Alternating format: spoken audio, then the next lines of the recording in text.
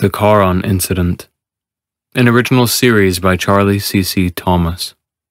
Part 3. The Instrument. 1 hour until the instrument reaches Pluto's L1. Once the debris passed the ship to either orbit Pluto or fling into the Kuiper Belt, the crew sighed with a moment of relief. Then they gasped back their panic with hands slapping over their ears against the high whine from the comms. Someone tried to shout over it, but Jane just squeezed her eyes tight and crammed as much of her palms into her ears as she could. Then the scream lowered, joined by a rumble that danced in Jane's chest and made her swallow and gasp like she might pass out. She opened her eyes as someone screamed something, still muffled by the noise, before Jonas fumbled for the comm button and slammed it down. Silence rang on the air as everyone went limp with softening faces. Then they groaned, Jane's hands migrating from ear to temple before she flexed her jaw open and shut. "Now it's emitting radio," Jonas huffed annoyedly. "What in God's earth is this thing doing?" "It's not just radio," Jane droned, creeping back to the monitor at her right. "The instrument's emitting all kinds of frequencies. I'd bet everything they're non-lethal." "Non-lethal?" Micah snorted. "What makes you so sure this thing isn't gonna fry us with gamma or X-ray?" "Because it's not a weapon," Jane shot back, ignoring the ring in her ears. Micah rolled his eyes, but Andrea spoke before he could. "Jay, babe, I know you want to believe that, but we have absolutely no evidence of what this thing is. It could be a weapon. Look at the readouts. It's producing enough energy to be a brown dwarf." "Don't go that far," Micah chided. "Whatever. This thing could light the whole Earth for decades. How's that, Mike?" "Cool it," Jonas growled. "What do we know? This thing produces a ton of energy. It warps our understanding of gravity and propulsion. It's been buried for God knows how long. It's moving into open space and now emitting light in a magnetic field 5 times that of Earth. We're lucky the charged skin can dampen that, or we'd be fried when it passes. We are going to send back everything we see to Earth." "What good would that do?" Micah asked. "What can we do?" Jonas snapped, then breathed and sighed, glaring over his shoulder. "We're researchers. We don't have blasters or plasma cannons or FTL. We quite literally can do nothing to stop that thing from doing whatever it's going to do. So shut up and keep monitoring its progress." "Sir," Luke said, "it's not a weapon." "What, did you translate that already?" Micah smirked. "Yes." Everyone flicked to him with furrowed brows. "I know what it is. Jane helped me translate." Everyone turned to her with the same confused looks. She swallowed. "It's an engine. An artificial star. To what end?" Andrea asked, turning in her seat. Jane looked back to Luke before she continued. "The glyphs talk about the structure taking its place between Pluto and Charon. Once there, the rings will generate a local magnetosphere to contain the photo wind, or maybe redirect it. Then the light can pass through and warm the system." "It talks about drawing up the plenty in both spheres. I think it's talking about life." Luke motioned forward. "That structure produces light and heat. It's full of poetry, talking about the inhabitants of this system being bitter in winter and rejoicing in the summer. This thing's light every 700 years. "How can you even know what it says?" Micah scoffed. "It's an alien language. You said yourself the best we could hope for was to group the glyphs together and guess at articles and grammar. You said we'd need to guess at the reliefs more than anything. You said—" Luke and Jane found each other's eyes, him asking what to do with the subtlest turn of his lips. She set her jaw, pursed her lips, and nodded with shut eyes. "I translated it." "Jay," Jonas said, drawing her eye. "That doesn't answer anything." She sighed and chewed her cheek before gripping her armrests and meeting each of their eyes. "My gut feeling. Jonas, it's not a gut feeling. I've had dreams." Micah and Jonas both went to protest, but she ignored them. "I dreamt of the instrument on our way here, down to the smallest detail. I saw it when it's at its height. It's beautiful. Jane, sweetie, maybe the stress has you wanting to believe that. How do you think I came up with the specs for the 3D model, which proved correct, by the way. How do you think I knew about the mag field, the light, the rings, the power generation? She found Jonas and motioned to the console. How do you think I knew about the heat and sound coming from behind those doors? No one's saying you're not intelligent, Jane. We all got here because we're adaptive. You've got more than enough brains to figure all that out. Andrea offered. Tell him about the man. What he told you about my family. Luke offered. Please, listen to her. It's real. I double-checked everything she gave me in translation. The grammar lines up. She even corrected me when I tried to explain something to her. What in the world is going on? Jonas asked, unstrapping himself to face his crew. Have you two lost your minds?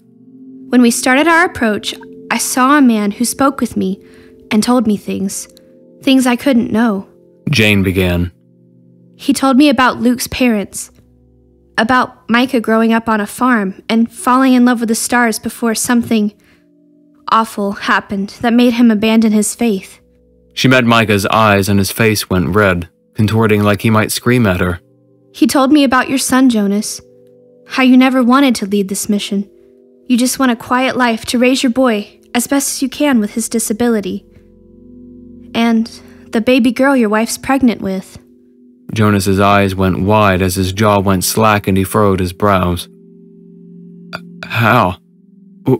We never told anyone. The man told me. The one in my dreams. He calls himself a messenger, and I don't know what he is for sure, but he... She shivered. Everything he said has come true. He warned about our orbit. He told me what this thing does. He made me eat paper with those symbols on them, and when I woke up, I could read the inscriptions.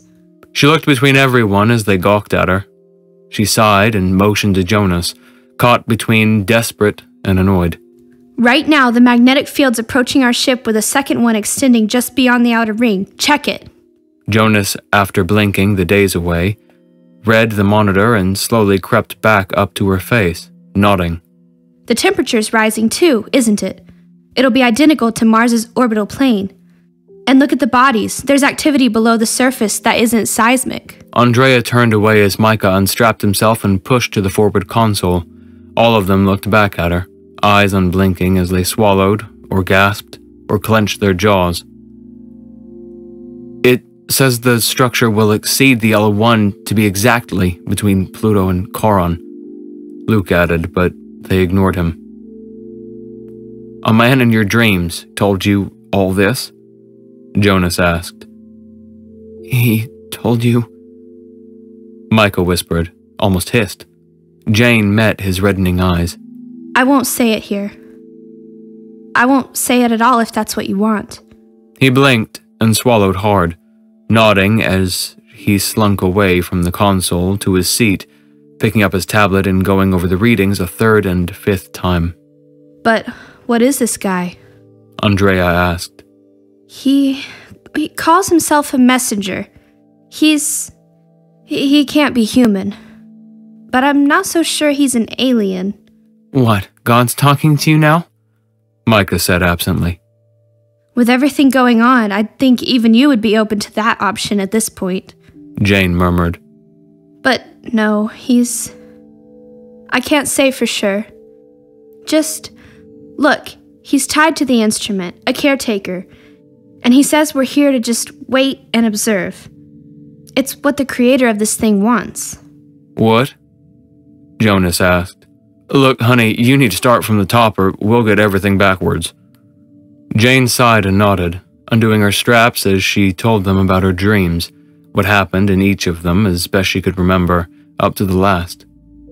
40 minutes and 1,000 questions later, they all stared at one another, arms crossed, hovering in the cockpit as Jane finished her story. Andrea grinned and chuckled, wiping her eyes and pinching the bridge of her nose. Talk about come to a Jesus moment. She turned around and stared down at the main monitor, the glint falling from her face like a stone. The maker of this thing brought us out here, just to watch. The same one that made the entire race of supernatural beings that have been telepathically communicating to you the whole voyage. That builds in 7s and 5s, with cherubim guarding the gates to a garden. Jane, what exactly have we fallen into? She looked around, flitting between each set of eyes. She grinned, laughing despite herself as her arms hugged her torso. Well, I think you all know what I'd say. Jonas sighed and nodded. Regardless, this is still the biggest thing to happen in recent history, and we are here to observe and report. So we need to arrange a tight beam back home with everything we have. Are we just not going to address that she's been talking with a freaking angel? Micah asked, sweeping his arms out wide. He laughed incredulously. I can't believe this. Whatever has been chatting her up, if it's real, we need to ask it questions. We can get all the answers we need from this thing. What do you think I've been doing all this time? Jane quirked her eyebrows with a hint of razor to her voice. Everything he said I've already told you.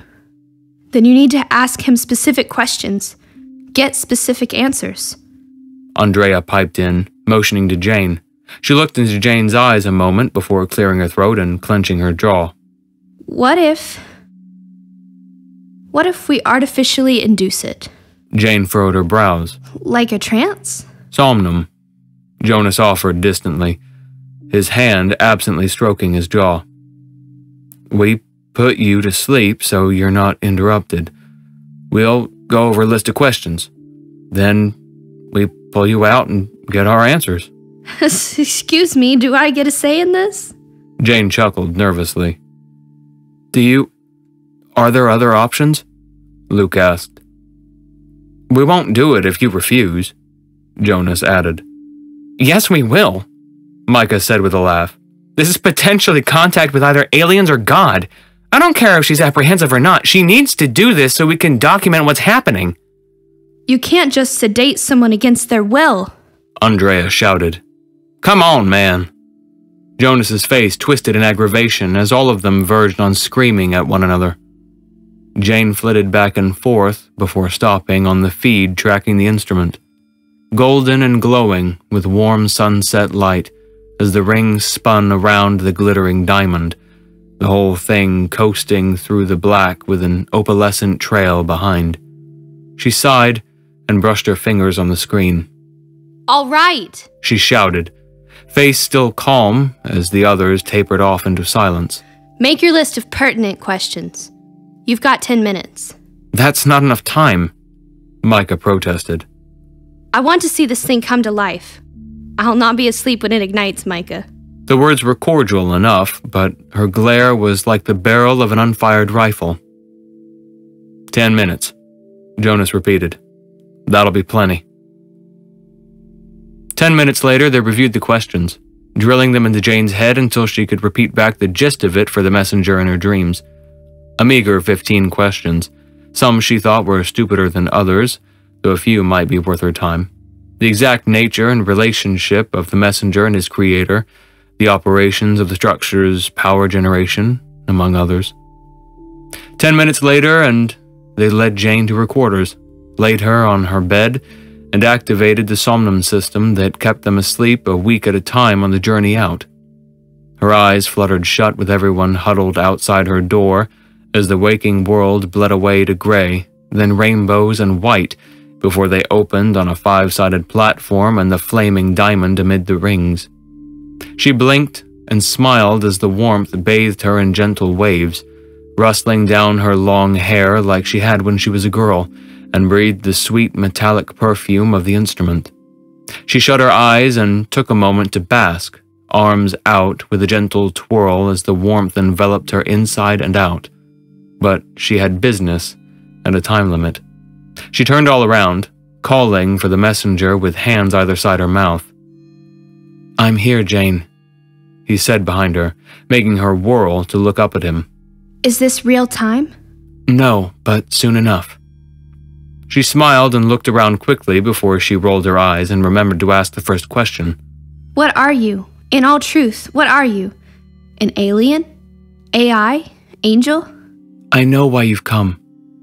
He knelt, face calm but serious. You've been sent to ask more questions to assuage the fears of the crew.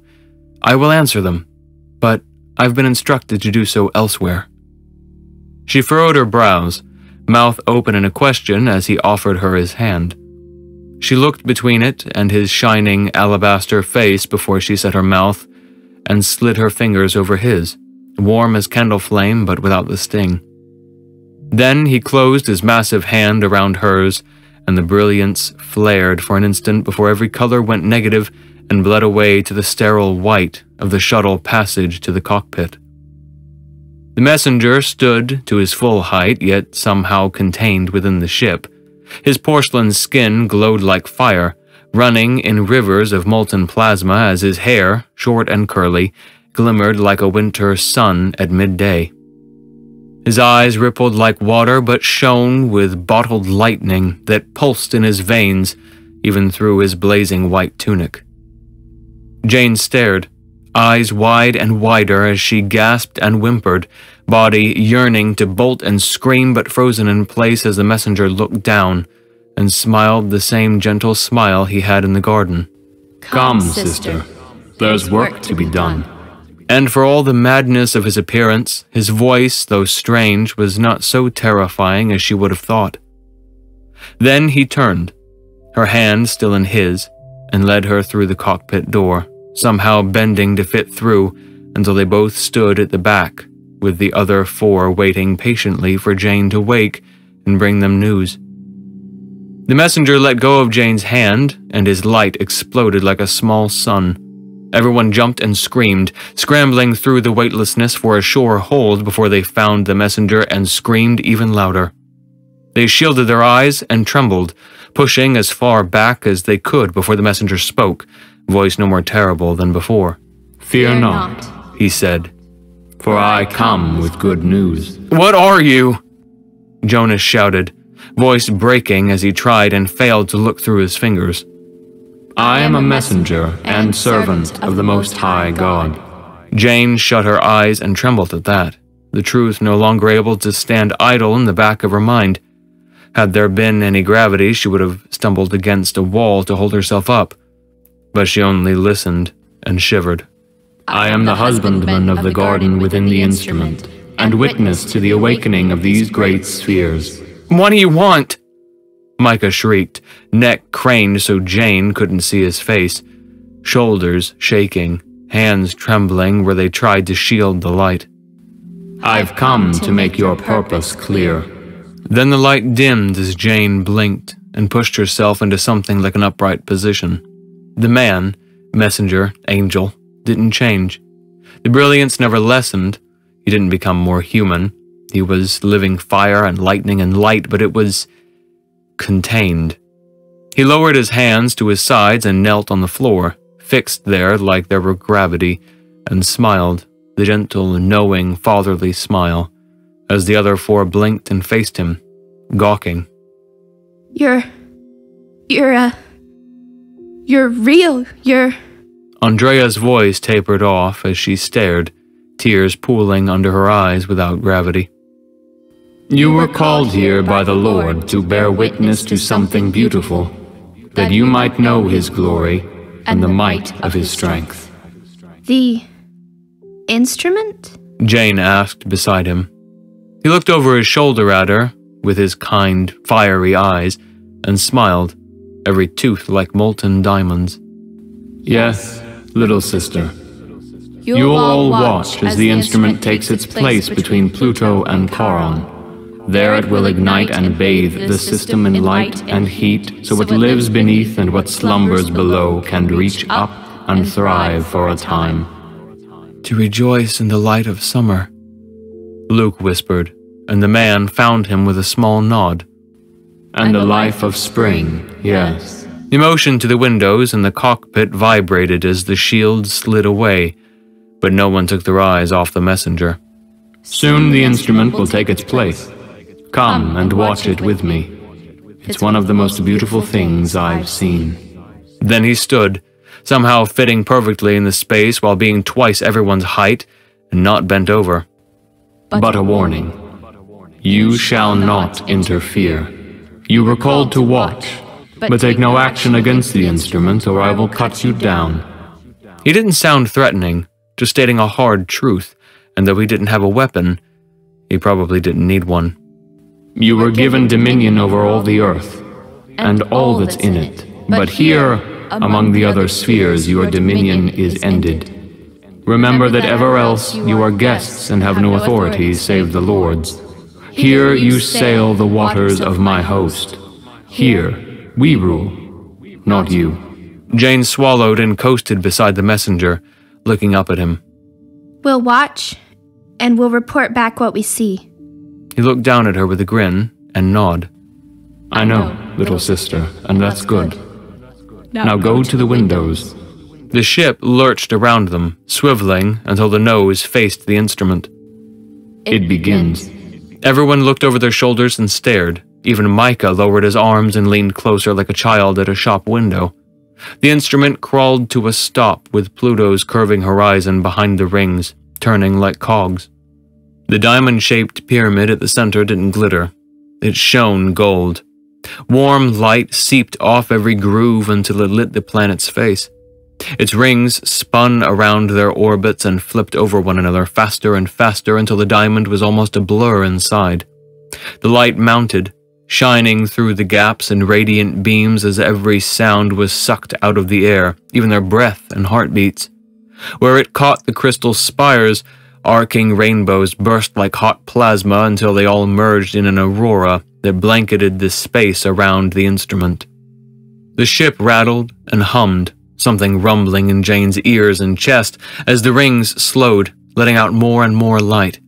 A pulse of fiery gold erupted in a sphere around the instrument, washing through space like a cloud as it lapped over Charon and Pluto, opening like wings as it passed through the mag fields.